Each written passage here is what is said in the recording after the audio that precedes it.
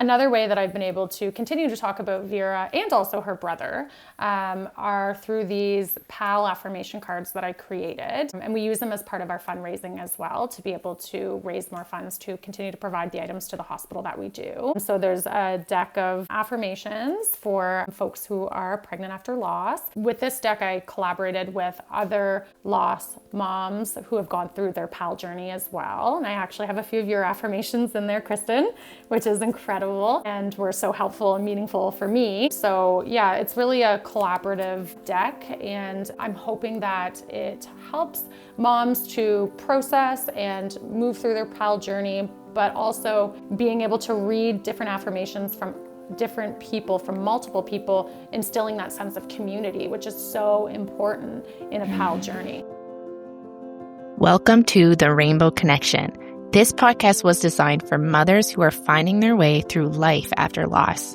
Whether you're grieving, trying to conceive again, newly pregnant, or holding hope in your heart for what's to come, this space is for you. Each week, you'll hear real and tender stories of love, heartbreak, healing, and the babies who continue to shape us. I'm your host, Kristen Mundy, a mother, doula, and a woman who's walked this path too. May these conversations remind you that you are not alone, that your baby is never forgotten, and that hope and grief can live here together.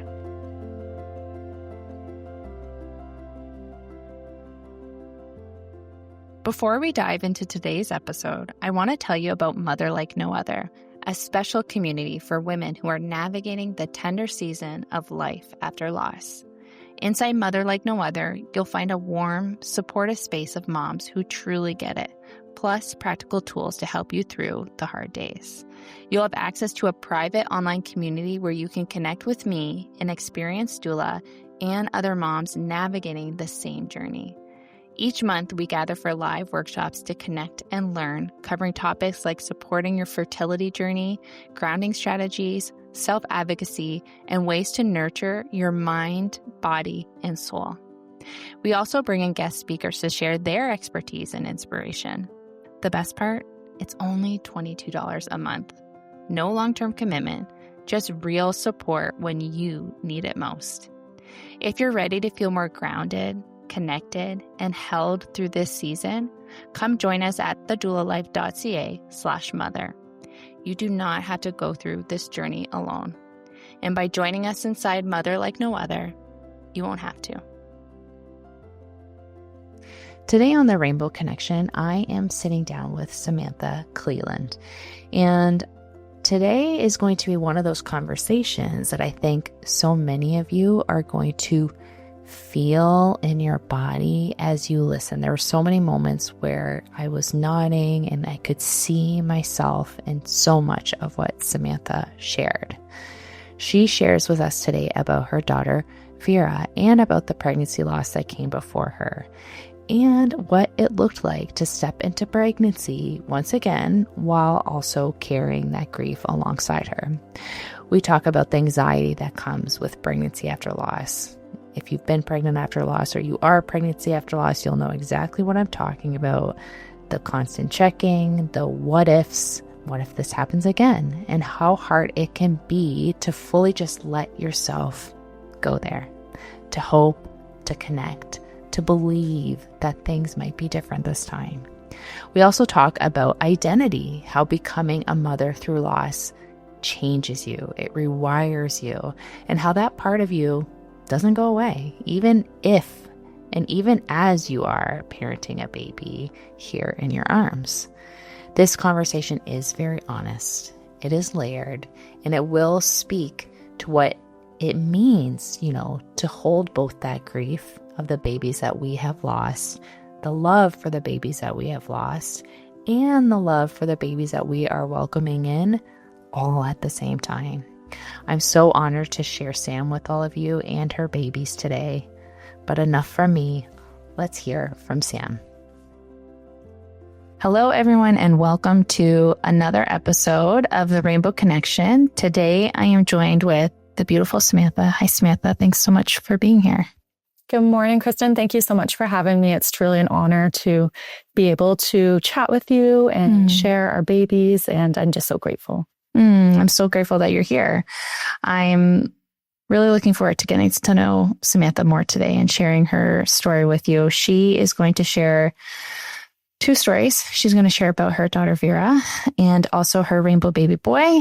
But before we get into Samantha's story, why don't you share a little bit with our listeners about yourself?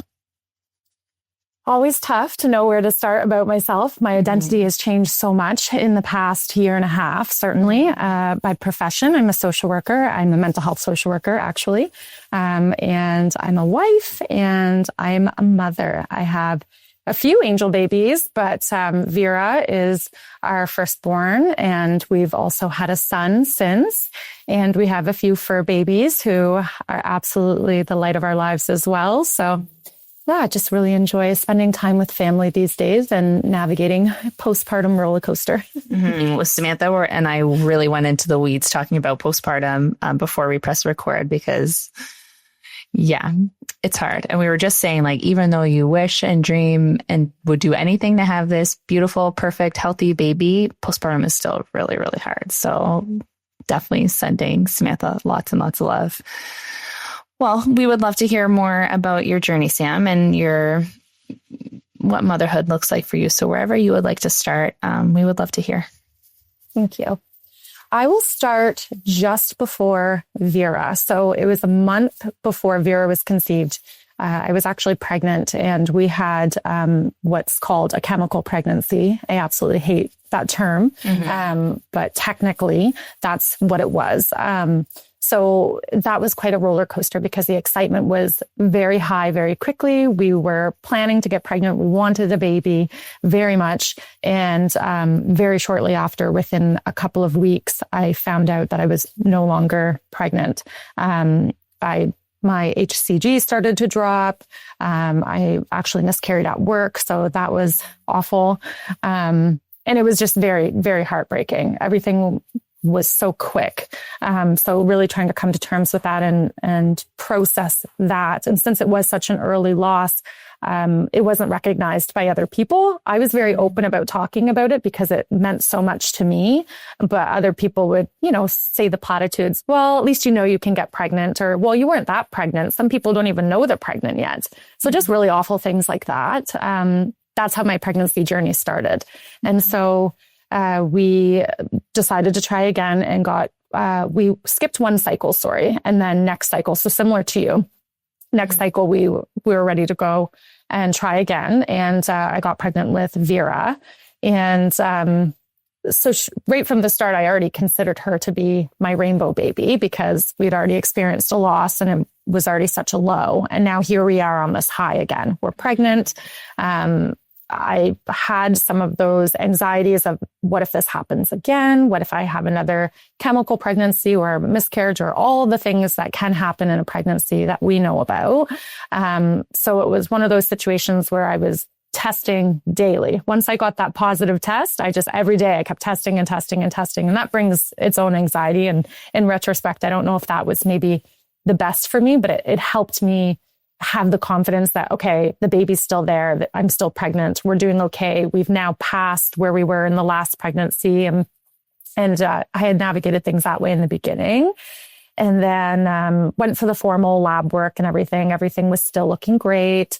Made it past that 12-week mark, which a lot of people say, okay, now you're in the safe zone. We know, not the reality. So we were feeling really good. We were feeling very optimistic. I had started feeling her first movements around Christmas time. So that was also very special for us. And we then had an anatomy scan a couple weeks into the new year. And I felt really anxious going into that anatomy scan, even though everything had been perfect up until that point. I felt really anxious about it. And I couldn't really shake it. And I said to my husband, I said, there's a chance something might come up here, but it'll probably be minor, even if it did, because everything's gone so well. And the one part I actually just glossed over was I did have a subchorionic hematoma around 14 weeks, I think. So that was a little bit nerve-wracking, but it surpassed within a week. So again, we were like, okay, that was kind of our hardship. We got through that. Now things are going to be okay. Yeah. And then, fast forward to the anatomy scan. So I don't know. And maybe some of that anxiety did come from the subchorionic hematoma and just a little bit of that uneasiness maybe. But nonetheless, we went into the anatomy scan, and the tech is taking quite a while to get what he needs. And I'm getting more and more anxious and not fully aware of what I'm really seeing on the screen anyways, but I can tell he's spending a lot of time on her head, on her brain. And so alarm bells start going off internally for me. And he had said to us that he was going to get somebody else to come in and just take a second look. And as soon as he left the room, I turned to my husband and I said, this isn't good. Like, we're getting bad news. And my husband, forever the optimist, is like, no, he's just struggling. Like, he just needs a little extra help. Maybe he's new. Maybe he doesn't quite know, what he's looking for. So we're kind of polar opposites that way.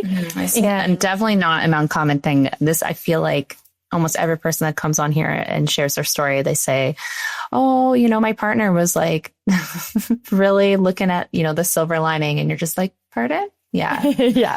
Because you just have that intuition. Yeah. And we also need that in that moment, probably too, a little bit. Part of us, there's like those roles that we kind of step into, right? Yeah. And it carries into the grief journey as well, thankfully. Totally. So we get pulled into, the scan finishes and we get pulled into a consultation room. So again, I'm thinking, oh, like, this is not good. But had no idea what was coming. And so the staff comes in and they let us know that they've found a significant amount of fluid in Vera's ventricles, 3 of the 4 ventricles of her brain. 2 of them were quite severe. And then the 3rd ventricle had some fluid that was starting to build. We had no idea really what that meant. We knew it wasn't good, but we didn't really know the severity of what that would mean. Mm-hmm. And so my husband, I shut down. My brain, I just couldn't comprehend what was going on, but I at least had the wherewithal to hit record on my phone so that I could come back to that conversation. And I'm so thankful I did. And my husband's asking, the hard-hitting questions like, what does this mean for her life? Is she going to be okay? Is she going to survive? And of course, they can only disclose so much information in the moment without kind of further testing being done. So my world absolutely stopped that day. I don't even know kind of how far I made it before I broke down. I'm pretty sure I started sobbing before I'd even left the clinic. And I do remember there being other pregnant women around and feeling awful that I might be upsetting them, my reaction. But I mean, of course, it's just a natural reaction when you hear something so awful. And my husband drove me home. My car was still there. We had driven separately, actually, because I was on my way to work. So we had driven separately. So he drives me home and I make it in the front door and I just sit down. Like, I couldn't function at that point. And so I just sat down and I'm crying. And he had left to go pick up my car so that I didn't get ticketed or anything. So him and his father had left to do that. And I don't know how long that took. I have no idea. But when he came back, he found me still on the floor, still crying. Like, I hadn't moved. Thankfully, he went into caregiving mode and was able to get me on the couch and get me comfortable. And honestly, I feel like I was on that couch for days after that. Like, everything is such a blur because we just knew that we weren't going to have a positive outcome at that point. And we had gone through the process of getting referral to maternal fetal medicine. And it was just, our referral got lost. And it was just such a tough time navigating all of those pieces within the system. And eventually we got to an appointment at maternal fetal medicine about a week later. And they had done a rescan. And we sat there all day. We had showed up, I think it was 8:30 in the morning, and it was almost 5 o'clock before they called us back. We were one of the last. Like torture. Absolutely. Yeah. One of the last 2 couples to be called back. So again, alarm bells are going off. We're thinking, okay, they're saving kind of worst for last probably. And I work in healthcare myself, mental health, but I have a little bit of an awareness of how you kind of know how they work. Yeah, how they do things, right? And they're probably, going over it with somebody else, getting another opinion behind the, yeah. Sometimes that knowledge is like helpful, but at the same time, you're like, I really wish I didn't, know so much. Yes. Yeah. Because that anticipatory, anxiety and grief and all of those pieces start building as you have a little bit of an awareness of what's going on. You can't sit in oblivion. So it can make it a little bit harder.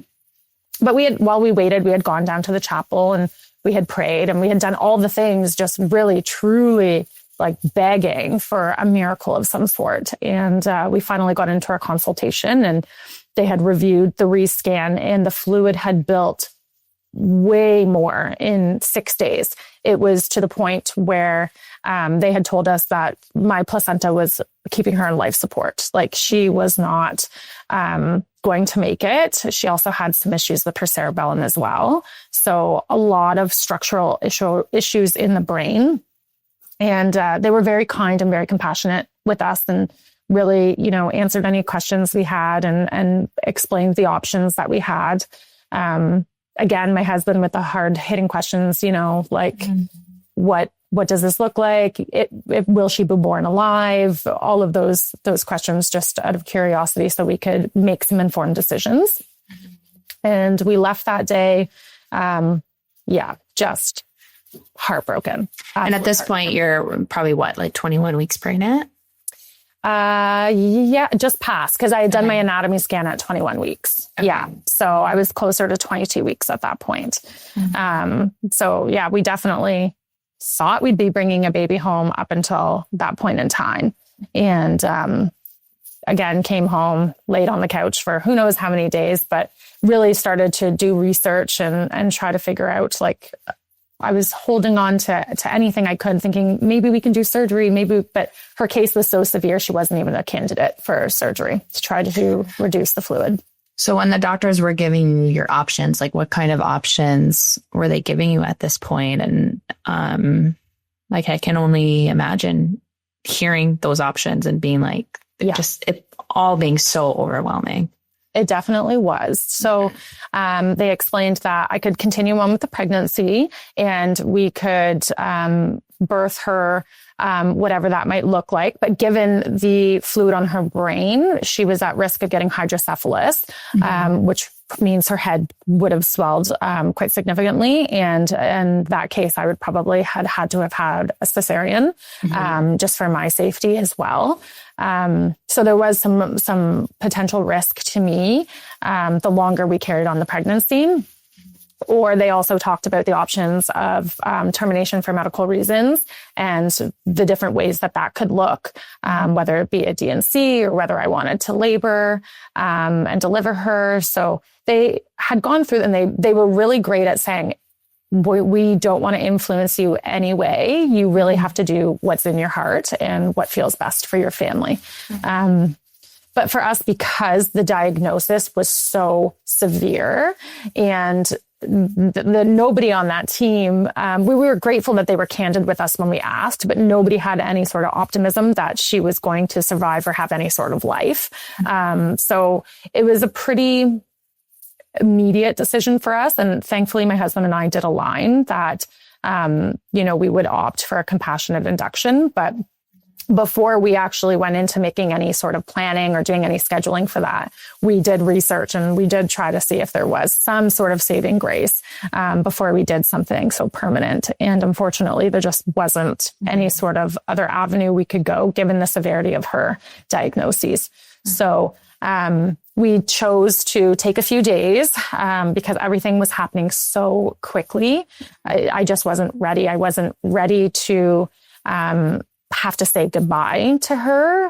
I felt so connected with her my entire pregnancy. It was like I knew her. I really, truly felt like I knew this soul. I knew this being. And so it was so incredibly devastating to think that she wasn't going to come home and I wasn't going to be able to continue to see her grow and all of the things that we get to do. Pregnant, right? Like pregnancy's tough, but it really is such a special time in your life. And sometimes it's like, I'm not ready for pregnancy to be over. And that's for women who get to bring their baby home. Like it really is like, it's hard to say goodbye to even just the pregnancy. Yeah, definitely. We had maternity photos scheduled that were supposed to happen in third trimester. But we were able to move those up. Thankfully, our photographer is incredible.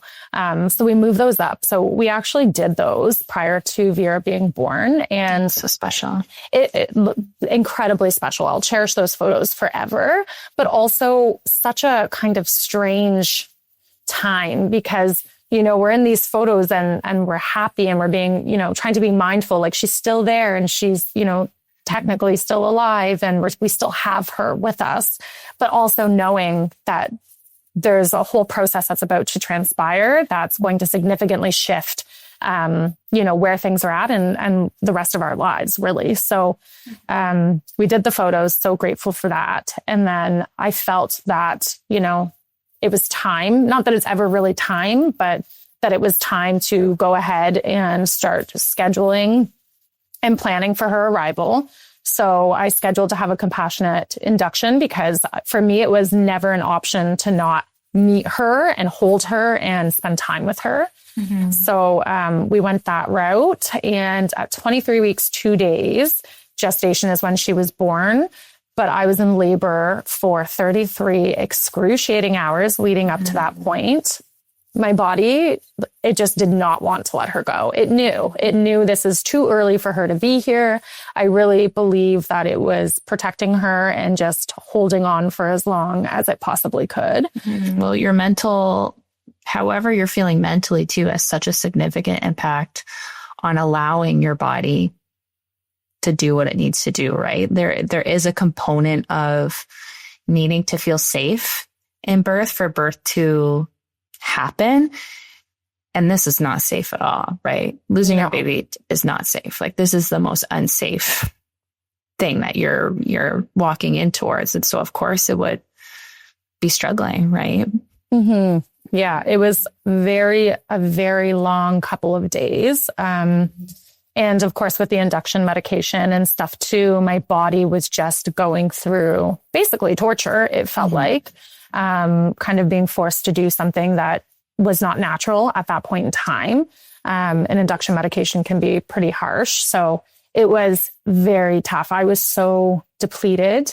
And, in retrospect, you learn things and I wish I had advocated for certain things or, my husband was there and my sister were there to support me through that. I wish we had just known more, but they were saying that I couldn't eat in case there was an emergency. And in retrospect, I'm thinking, let me eat. Like with everything I'm going through, just let me eat. If that's what like you wouldn't tell body energy. A marathon runner like not to eat, right? Like a marathon runner would eat. You need like birth is a marathon and going at it for 33 hours. Yeah. It's not evidence-based anymore either. Like we'll get into that in another episode, but yeah, it's not fair. Yeah. So my body, I'm just exhausted, completely depleted, not sleeping, not, eating, and yet trying to labor so I can deliver this sweet little angel, who at 23 weeks was very small. She was born at 1 pound, 6 ounces. So she was quite small. But yeah, my body was just struggling to do it. And, I also was not wanting to have any other medications. They were offering an epidural and things like that. And I just didn't want that. Ultimately, I did end up taking some pain medication because I had to. I couldn't go any longer. And that was enough to relax my body, actually. And I drifted off to sleep maybe for like an hour or so. And then I woke up and it was time for her to come. So my body had just relaxed enough to be able to deliver her. And that was a shock because I was sleeping and then I woke up and it was time to essentially start pushing. But I think similar to your story where I was told, don't push yet. We have to wait for the medical team to get in. And I'm like, I feel like I need to push. I had never delivered a baby before, but I'm like, pretty sure she's coming and there's not a whole lot I can do about this. So yeah, just having to kind of navigate all of the practical pieces while also being so mentally depleted and scared of what's going to happen, because once I deliver her, she's here. She's not safe anymore. My placenta is not going to be keeping her alive anymore. And so it was just so incredibly complex in terms of emotions and the whole thought process behind everything and trying to really grasp and understand what was happening. She was born and she's beautiful, absolutely beautiful. Didn't expect her to have such features at that age. She was so young, just over halfway through the pregnancy, but she had little fingernails and she had little eyelashes, and it was just such a lovely, wonderful surprise. But it also made it that much more heartbreaking as well, because we were thinking, we still had quite a ways to go, but we're we almost made it to getting her home. And, especially, the piece around viability. And I had said to my husband many times, once we get to 24 weeks, then I'll be able to breathe. And we didn't make it that far with Vera, but, we certainly did enjoy as much as we could the time we had with her. And the hospital was very supportive and said that we can stay as long as we needed to. They, were very great that way, and we had a nurse there that was trained and had taken 1,000 photos. We have so many photos of Vera from every angle, and photos with us as well. And they did little molds of her hands and feet. And they were really lovely in making sure that we had some opportunity for memory making with her. And we're so grateful for that, because we wouldn't have thought about those things. We basically were in survival. So I'm just very glad to have all of those pieces that I can now sit with in my grief and remember her and hold them and smell them. I have certain things in bags still, so it still has her smell. And I don't try not to open the bag too often, because I don't want to let all of her smell out. But on those kind of special days or extra griefy days, I'll sit with those items and smell those items. And it's really helpful for me and really special to be able to do that. That's such a good idea. I definitely never did that, but I remember the smell, and I remember the smell going away, and it's just such a hard thing. So it's so nice that you were able to do that. Yeah. What did life kind of look like for you guys, coming home from the hospital and I don't want to say moving on, but moving forward, after everything that had just happened, after having to say goodbye, what did life kind of look like for you? So we came home from the hospital. We spent about 9 or so hours with Vera. And at that point I had said to my husband, let's go home. It's now or never. This is kind of the window to do it before I change my mind and I won't be able to leave. So we left, which was incredibly hard, to pass our baby off to a nurse and then walk away and leave the hospital without our baby. So that drive home was very confusing time to process.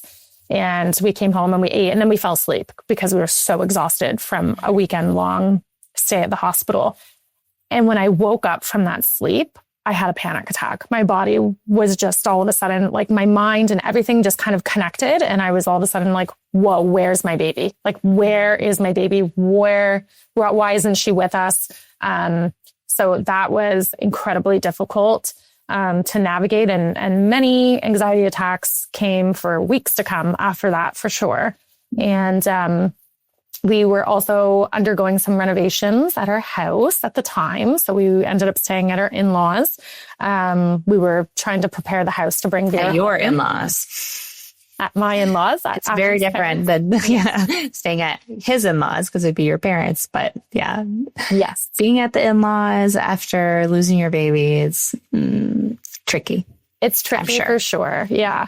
And I think like I am more of an introverted person, and I just do better kind of on my own, especially with something so traumatic, and being an absolute new world that I'm navigating, and postpartum, and, you know, still experiencing all of that physically and mentally and hormonally. And it is a lot. So yeah, staying at my in-laws, for that experience. And, yeah, it was definitely a stressful time in general. It would have been even if we were home, but it did add an extra layer, of just not having our kind of safe space or having our items.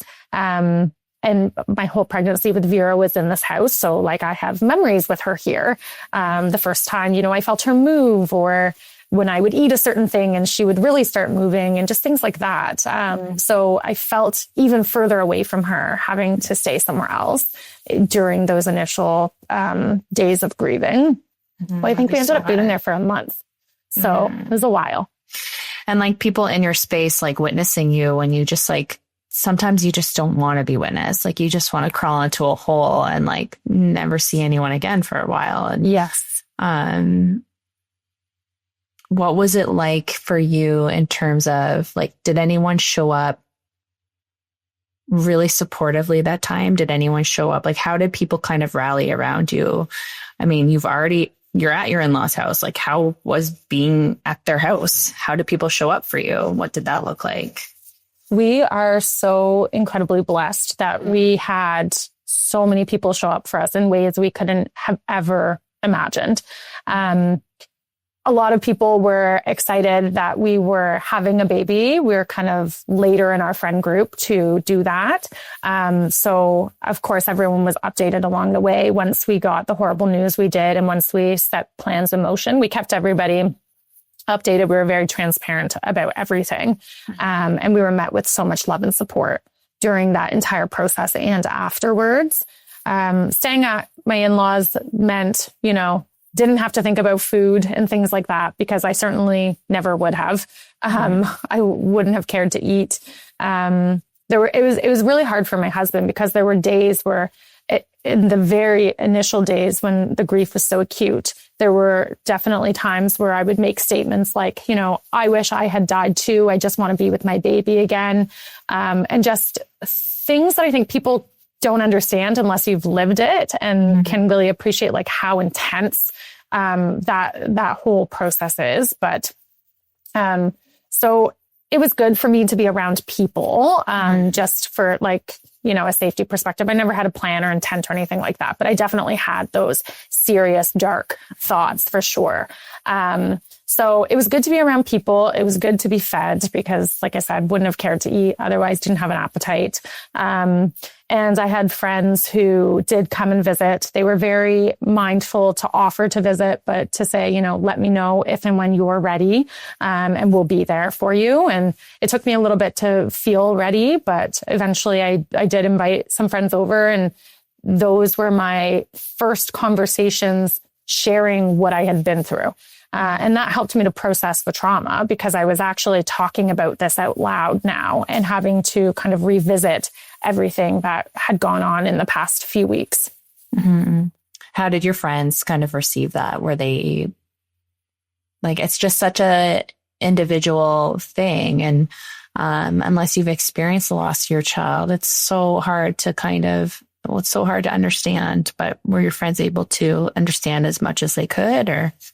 Yeah, everybody was very lovely and supportive and would ask me about Vera. No one ever shied away from talking about her. So lovely. I'm very fortunate that way. People in my inner circle, like they've just always talked about her from day one and included her. And no one ever shied away from looking at the photo book or anything like that. I mean, a baby born at 23 weeks does not look like a baby born at 40 weeks.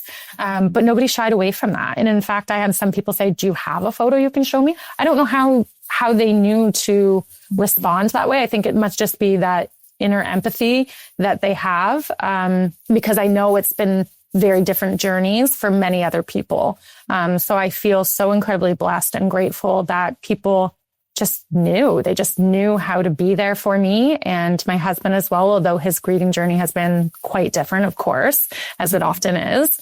But yeah, it was so nice to be able to talk about Vera and process. And a couple of the friends who had come to visit me in the very beginning, they're also social workers. So it just felt like an immediate safe space as well. Yeah. They're kind of like used to going into the weeds with people. Yes. Yeah.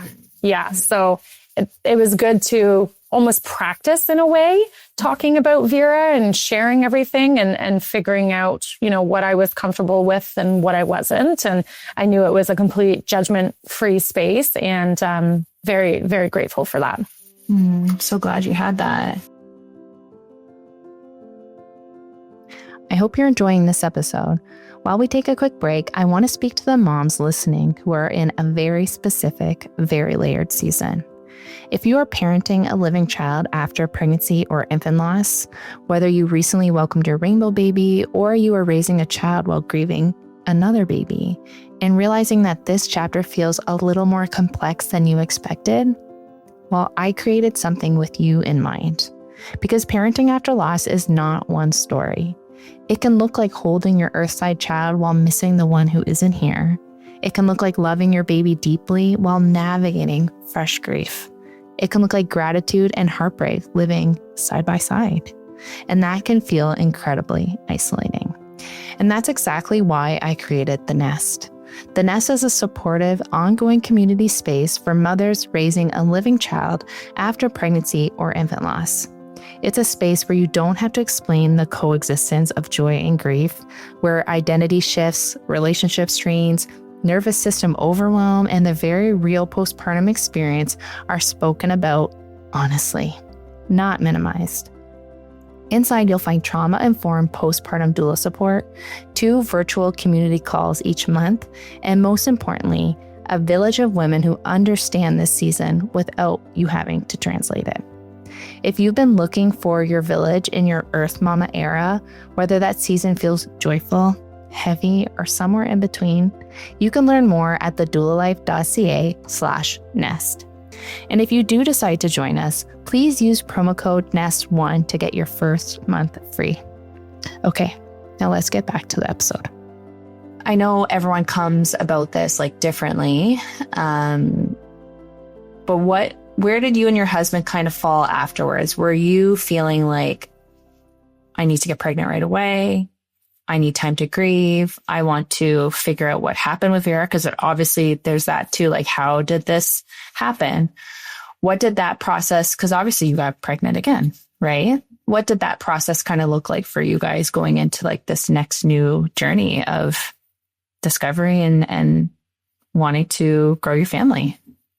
So we sat at different sides of things for sure. I was more cautious. I don't know if I could ever do this again. I don't ever want to experience another loss that's this great. I don't think I could ever survive it again. Whereas my husband, again, the optimist, is it would really be nice to bring home a living child. Things will be different next time. But of course, we did want to do some exploration as to what happened with Vera, because it caught us completely by surprise. The pregnancy was quote unquote normal and healthy and everything was great until it wasn't. So we definitely needed to get some answers on that. And we had such a great genetics team that really did hold our hand and go through that process with us very compassionately. And ultimately we discovered that my husband and I are both recessive carriers of a pretty rare medical condition. And unfortunately, Vera, that's what she had. And so big shock to us because, of course, we had no idea. Nobody else in either side of our family that we're aware of has had these sorts of issues. Did you guys do early genetic screening in her pregnancy? And that came back normal? It came back normal. Yeah. Yeah. So that even adds an extra element to that blow, right? Because it's we did all the things that we're supposed to do in our pregnancy. And yeah, it's just such a shock. It really was. Yeah. And so when we found that out, and then we found out we have a 1 in 4 chance of every pregnancy of that baby having the same genetic condition. So then that adds on a whole other layer of anxiety and fear. And yeah, I'm not really a numbers person, but I know enough to know, not not great odds, compared to maybe like the general population. So yeah, that, definitely complicated things a bit. And it took me a while to feel ready. My husband was always, when you're ready, I'm ready sort of thing. So it was really up to me for a while. And it took me a bit because I was so afraid of having something very similar happen again. And as I was coming up on, so Vera was born in February 4th.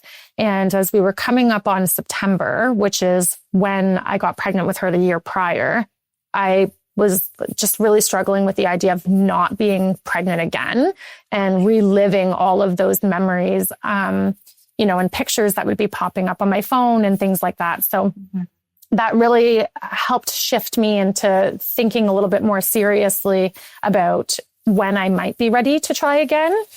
And I've always felt very connected with Vera, even since she's passed, and her spirit is very, very, very strong. And so I would have conversations with her and stuff, and like give me a sign and things like that. And so I had one of those conversations with her. And one evening, my husband and I went out for dinner with friends, and we were walking downtown, and there was this beautiful, beautiful, beautiful, huge rainbow in front of us. And I thought, if that's not a sign, like I don't know what is. So it just helped to give me a little bit more courage that we were going to have a different outcome. And of course, it still could have gone any which way, but I really had to hold on to that and believe that to be able to get to a place of trying again. And so we did, and we got pregnant right away again. Didn't expect that. I also thought, I didn't want to wait too long to try in case we did have issues with secondary infertility or something of that nature. So I thought, okay, now or never, let's go. And we got pregnant right away. So that was a surprise, and it wasn't planned, but it just so happened to work out to be on like a very similar timeline. So our son's due date ended up being the due date that we initially had for Vera, just 1 year later. And so that was, again, I took that as a positive sign that things were kind of happening how they needed to happen at that point in time, and that we were going to have a different outcome. So what did that pregnancy kind of look like, knowing that you guys were genetic carriers? Did you have to do some like early testing? Tell me a little bit more about that, your pregnancy experience. So that was offered to us, different options like amniocentesis, or there's another one as well. There's a couple that we could have done to explore that. But for me, even though it comes with such a small risk of something happening to the pregnancy, it was still too high of a risk for me to take it. So I actually declined any of the genetic testing in the beginning because I just wasn't comfortable with the risk. And what actually happened, I think I was around 6 weeks pregnant at the time, and I thought I was miscarrying because I had started bleeding, and this was happening for a couple of days at that point. So I'm thinking, okay, maybe I have another hematoma, or, it's probably a miscarriage. My mind was going to the worst possible place, of course, given our history. And I ended up going, this was around Thanksgiving of last year. And so I ended up going to the Emerge to have an assessment done there. And then the physician told me, actually, there's 2 heartbeats here. There's 2 babies. And I was like, what? What do you mean? Like, I'm fully prepared that I'm losing a baby, and you're telling me I have another baby. So that was a huge, huge shock for sure. And explained why I was feeling so physically awful in that pregnancy. I was not having a good time in the beginning. And so we really had to wrap our brains around that, bringing home twins, and, we're going to have to move, and we're going to have to do all of these things to make that work. We've started to lean into the idea, started to envision having 2 babies coming home. Really thought that it was a gift from Vera. She sent us 2. She knows how much love we have to give. And 4 weeks later, I started to spot again and just got really anxious about that. So I went back. They sent me for another ultrasound. Babies were both there. Babies both had heartbeats still, but twin B was smaller than twin A. And so that was concerning for me, but I didn't know what I didn't know. And we were told, okay, maybe they implanted at different times. So maybe that has something to do with the growth difference that you're seeing there. But the spotting continued, and I just had this feeling something wasn't right. And so I ended up getting another referral back to the early pregnancy assessment unit at the hospital, and they scanned.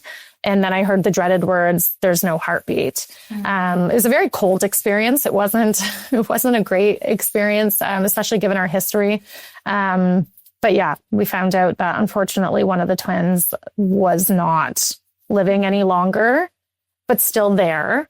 So then I had to really process, I have life and death at the same time inside of me. And twin A, is that what they were referring to him at the time, is he going to make it, or is he going to die too? So it was a very strange time.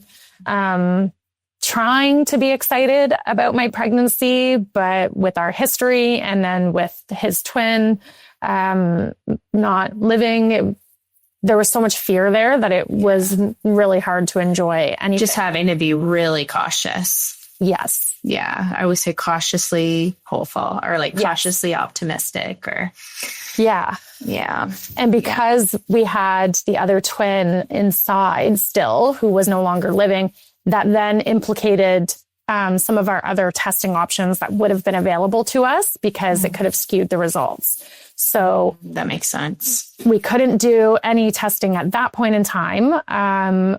Couldn't find out the sex. I wanted to find out the sex early because I figured that would help me feel more attached and connected to our baby. So we couldn't find any of that out. And so we were really just living in limbo, constantly in fear that, I was going to miscarry, or something negative or terrible was going to happen to the living baby at that point in time.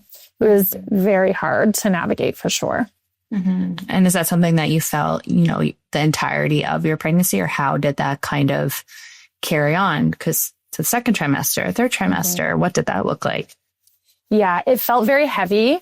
So my first trimester was really impacted just from physically not feeling well, which ended up making sense with it being twins. So I could kind of wrap my brain around that at that point in time. But second trimester was really filled with heavy grief again, because it was bringing up all of these feelings to the surface about Vera. It's bringing up all of these fears, and also grieving, the idea of bringing two babies home. And it was a very tough second trimester, for sure.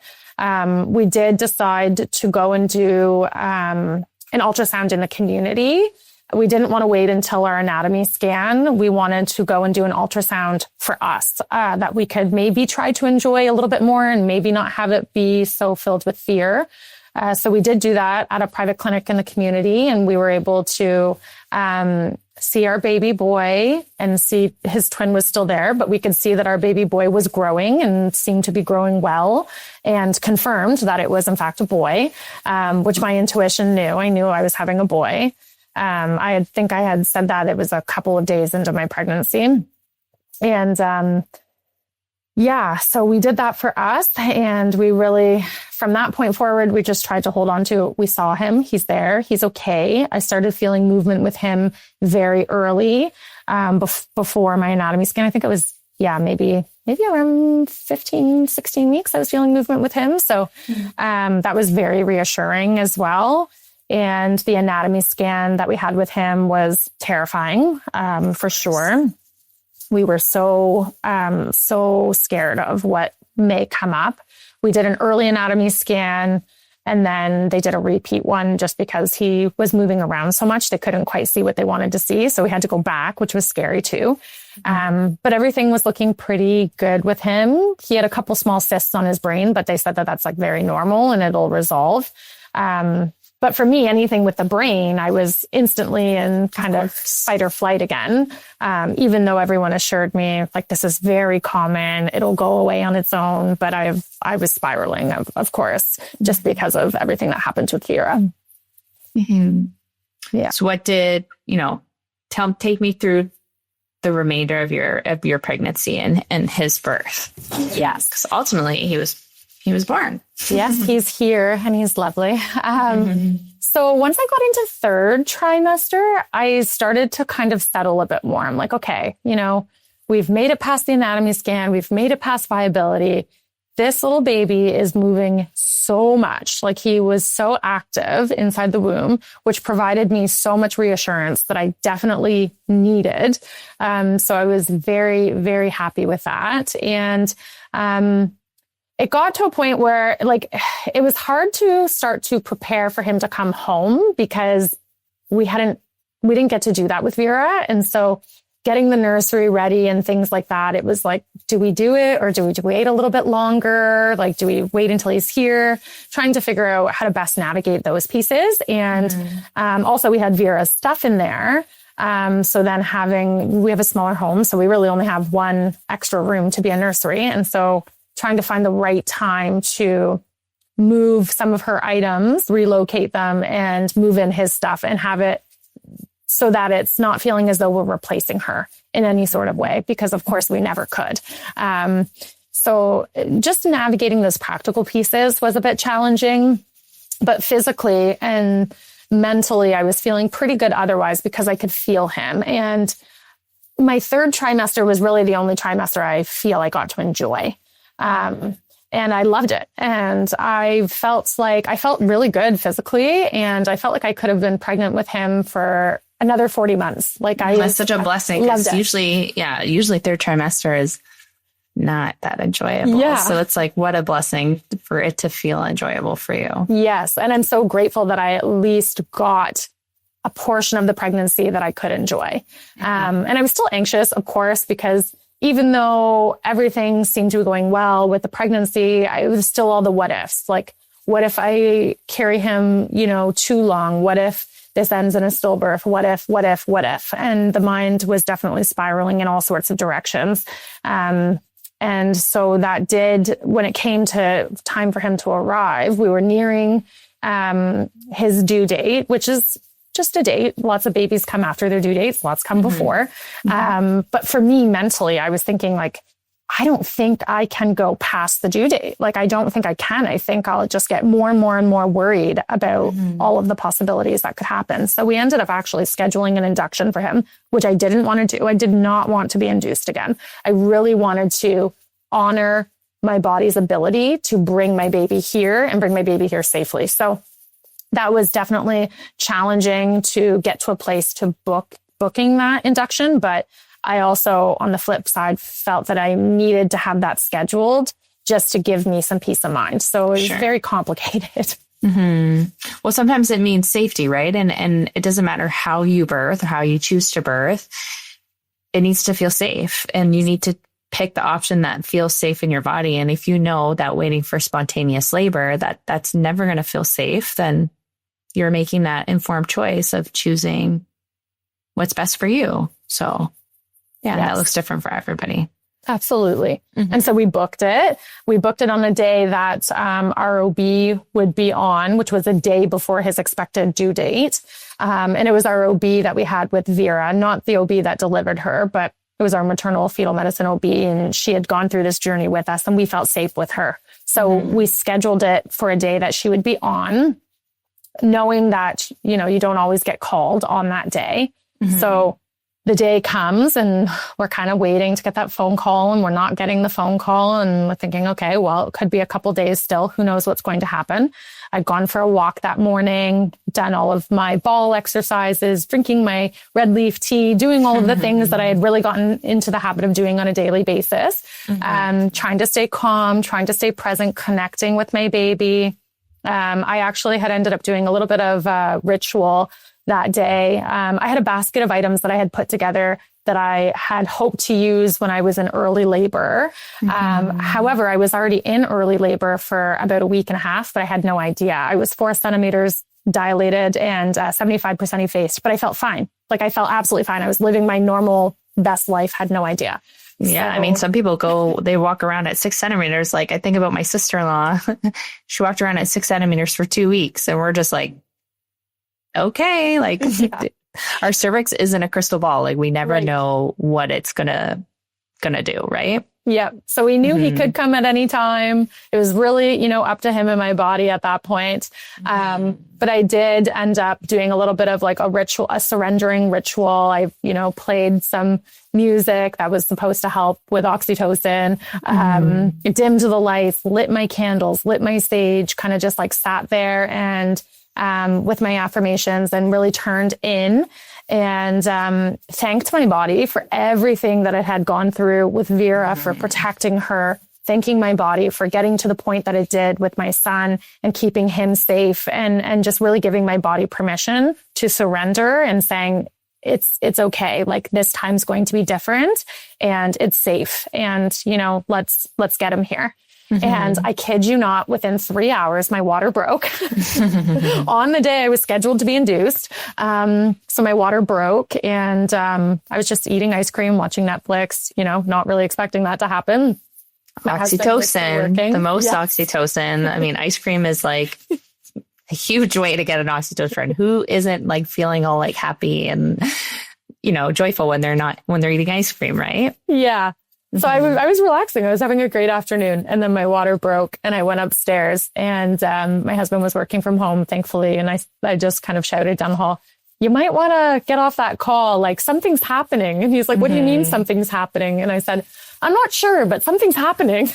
Totally. And so he got off, and we decided, okay, yes, my water definitely broke, and we should probably head to the hospital, just given how quickly Vera came after my water finally broke with her. So, my in-laws come over to pick up the dog, and then all of a sudden I'm like, whoa, like, I can't leave. Like, I need to do the dishes. I need to tidy the house. I can't go to the hospital yet. I think I was starting to get worried again. I was starting to get anxious again of what's going to happen.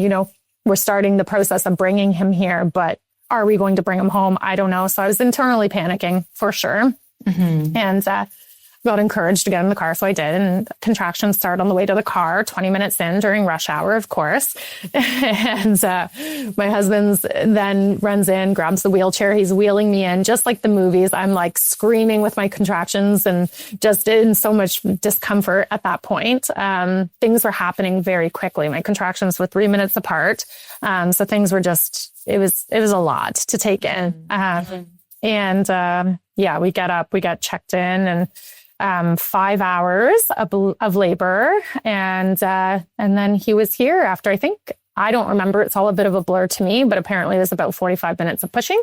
And they were concerned. Like, I didn't quite feel ready to push. I ended up finally getting some medication, pain management again, just to take the edge off, because they were saying that his heart rate kept dropping. And I don't know. I was just so sure at that point, though, that everything was going to be okay, that my husband was really worried about it, but I was like weirdly calm about it. And ultimately, when he came out, he had the cord wrapped around his neck, which does happen. So again, my husband was worried, and I'm like, it's okay. Like, he's fine. He's going to be okay. I just really knew deep in my core in those final kind of moments that like he was going to be okay. And he was. And it was just such a surreal moment to have him placed on me and just take him in. And I didn't know how that would go. I didn't know if I would be really emotional, or I really didn't know what to expect. But all of those, you get that rush of oxytocin and all of those good feelings. And it was really a beautiful moment. And we had Vera's urn there with us. She was with us for the whole process. And, I was holding her urn and holding her brother, and really just getting to hold both of my babies, not in the way that I wished, but the way that I could. Oh, so beautiful. Did you feel like, it sounds like you had instant relief already, like even before he got here, like that you were just, that intuition was so strong that your baby was going to be okay. But what was it like when they finally like gave him over to you? Were you just having do you just have a huge exhale? Like, you finally made it. Yeah. Your baby was here. Finally breathed. After, kind of holding my breath all of those months. He was here, and he was so cute.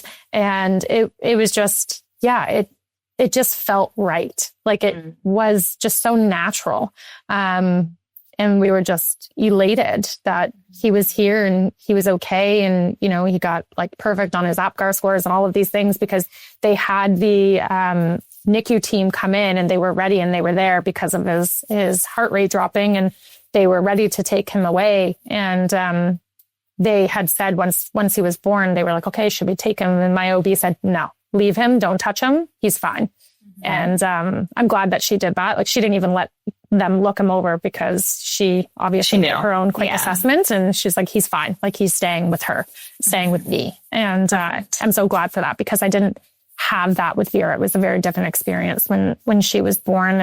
And it took me some time to be able to hold her because I was so out of it from the medication. And they ended up kind of whisking her over to the table and doing an assessment on her. And then they brought her back to me, which was not how I had planned things or not how we wanted things to go. We wanted my husband or I to hold her right away. And that opportunity was kind of taken from us. And so to be able to then have that opportunity with her brother, it was beautiful. I love that. And now he's 4 months old. 4 months. Yes. Wow. It's crazy. Sometimes you look back and you're like, did that all really happen? Like, how did time go by so fast and so slow at the same time? Yes. I think that all the time.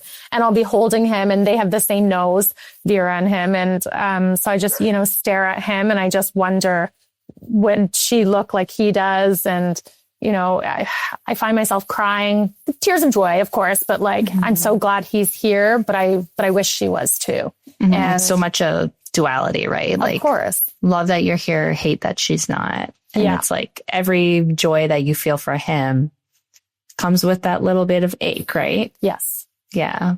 What does it look like for you guys to kind of carry Vera in your family right now? Obviously, it's going to change as your son gets older. But what does that look like for you right now?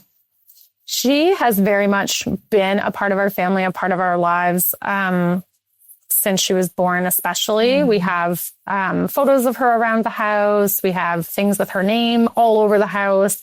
In her brother's room, in the corner of the nursery, because it was her nursery first. I have a few shelves up high where we have some of her items, her candle, her picture, things like that. So she has her own special spot in his nursery. And right now I have her molds and things like that in there too. I'll eventually have to move those out as he gets a bit bigger and a bit, you know, more mobile and knocking things over. But for now, we do have a bunch of her stuff in there. So I'm able to enjoy that while I'm spending time with him. And we talk to him about her all the time. And we plan to continue to do so as he ages. We have books that people have gifted us to help us have those conversations with him. And just with her being all around our house, I'm sure he'll have natural curiosity as well. So we do intend to continue to include Vera in our story going forward. And we do a lot of fundraising as well for our local hospital. And we donate in-kind donations with, I call them remembrance kits. So there's a lot of commemorative items in there for earlier losses. And then also care packages for the birthing unit for people who have similar situations as us, who are expecting to bring their babies home and don't get that opportunity to do so. And they're not quite prepared for that postpartum journey. Like I certainly wasn't. And I had friends drop off postpartum supplies for me that I would have never have known I needed. And so these care packages include exactly those types of items that the hospital can then give to these women who are experiencing a loss, and they have, you know, some items to get them through those initial, very difficult days. I love that because it is such an important part is like sometimes we don't even have our hospital bag packed or like we don't have those supplies yet because that was like something that we were planning on doing down the road and you do have to go through postpartum differently, but very much in the same way. You know, obviously like our baby isn't here, but our body is still going through the same processes as it would if our baby did come home. And it's one element that people don't really think of, right? So you're not just grieving, but your body is adjusting after going through the biggest transformation that it'll ever go through in its life. And I love that you do that because it really just adds that element of like care and like seeingness if that's a word. I don't know if it is, but I love that. That's so beautiful. It really gives us meaning. And it helps us to feel connected with her as well, and gives us the opportunity to continue to talk about Vera too. Mm-hmm. Share her name and tell her story. And I love that. That's beautiful. Another way that I've been able to continue to talk about Vera and also her brother are through these PAL affirmation cards that I created. And we use them as part of our fundraising as well, to be able to raise more funds to continue to provide the items to the hospital that we do. So there's a deck of affirmations for folks who are pregnant after loss. And with this deck, I collaborated with other loss moms who have gone through their PAL journey as well. And I actually have a few of your affirmations in there, Kristen, which is incredible. And were so helpful and meaningful for me. It's really a collaborative deck. And I'm hoping that it helps moms to process and move through their PAL journey, but also being able to read different affirmations from different people, from multiple people, instilling that sense of community, which is so important in a PAL journey. Women that who've walked this path and have come out on the other side, right? Yes. These were our survival affirmations, really. Yes. Because it really is a journey. It's not just losing your baby, but, making the courageous choice to do it all over again is really another unique experience in its own, and not a path that many really can relate to. And it really is another element of survival. So it's beautiful that you do that, because anything that a PAL mom can hold on to is worth its weight in gold for sure. Yeah. Well, I'm definitely going to share those in the show notes for anyone that is interested and wants to maybe add that to their support, to their care. But we'll definitely include those in the show notes. Thank you. Well, Samantha, thank you so much for coming on today and, sharing this huge part of your heart and your story and sharing beautiful Vera with us.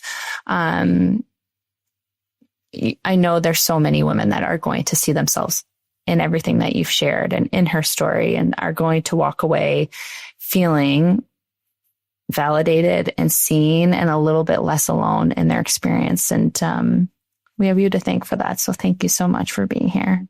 Thank you. And thank you for providing such a safe space for all of us moms to be able to move through not only being pregnant after loss, but parenting after loss, and continuing to talk about our angel babies who are so special.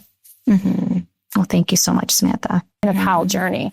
Women that who've walked this path and have come out on the other side, right? Yes.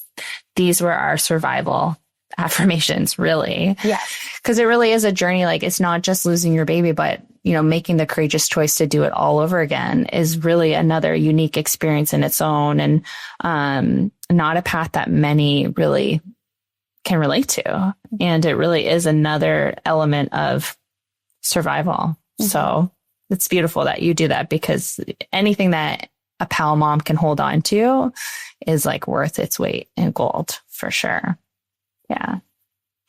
Well, I'm definitely going to share those in the show notes for anyone that is interested and wants to maybe add that to their support, to their care. But we'll definitely include those in the show notes. Thank you.